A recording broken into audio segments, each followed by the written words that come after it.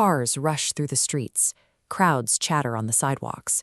After the long, terrifying silence of the freeze, the city finally sounds right again. He walks among them, convinced that his life has been restored and the rules of time have returned to his favor. But the baseline is starting to shift. The first glitches are microscopic. Inside a busy coffee shop, a wall clock ticks, pauses, and skips a single second. It is a tiny, localized stutter that no one else in the room seems to notice. Then the glitches become physical.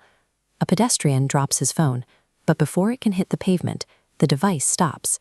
It hovers for a fraction of a second, then shoots backward into the man's hand, as if the fall never happened.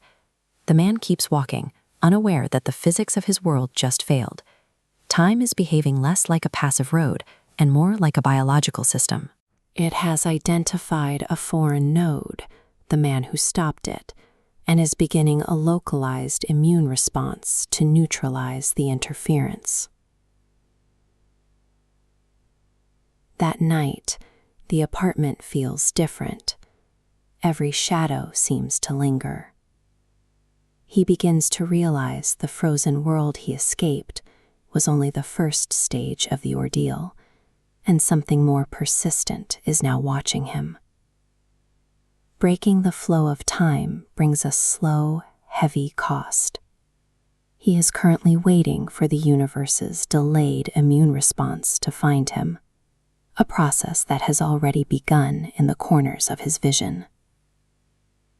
By the following morning, the subtle stutters have evolved into aggressive, systemic breakdowns that paralyze the city grid. Reality begins to loop. A woman walking her dog repeats the exact same 4 steps over and over. Voices on the street begin to echo and overlap, sounding like a corrupted audio recording caught in a feedback loop. Physical cues are falling out of sync with their sources.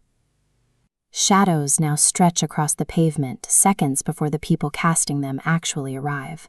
Then the pauses return, but this time he is no longer the master of the stillness. He is frozen alongside the world, his body locked in place, unable to move or even draw air until the timeline snaps back into motion. The system has shifted into a state of quarantine. It is locking the paradox in a fixed position. The timeline is attempting to flow around the blockage, effectively isolating the protagonist from the rest of history. When a human attempts to seize control of time, they find no true power. They only trigger a cosmic containment protocol designed to protect the rest of the world from their presence. He returns to the exact street corner where it all started, hoping to find a way to reverse the process before the quarantine becomes permanent. He finds his original pocket watch near the sidewalk drain. The glass is shattered, and the hands are spinning aggressively in reverse, as if the watch is trying to wind itself back before the moment of the crash. A whisper echoes in his mind, cold and distant. Time remembers. The lockdown reaches its final sequence. Clocks spin wildly out of control. Traffic lights flash in chaotic patterns. The physical world stretches and distorts, then suddenly clicks into a final, airless freeze. The illusion of his power has vanished. Time never granted him a gift. It simply allowed him a temporary moment of freedom before executing its judgment. He stands trapped in the stillness as the sky begins to flicker like a dying monitor. Cracks spread through the air, revealing the jagged, unfinished edges of a city that is no longer being rendered for him. The universe is performing a surgical deletion. It is systematically removing his presence from the record of existence. This is the final phase of correction.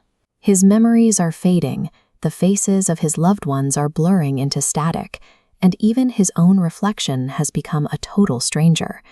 Time no longer recognizes him. Then everything moves. Cars speed past, and people laugh. The city breathes again with a perfect, flawless rhythm. But he is now entirely intangible. He screams at the crowd and grabs at their shoulders, but his hands pass through them like smoke. To the world around him, he simply does not exist. He stands alone in the center of the street, a ghost in a city that has moved on without him. The universe heals by closing the gap. It leaves the anomaly discarded in the spaces between seconds, leaving the man who tried to stop time completely and utterly forgotten.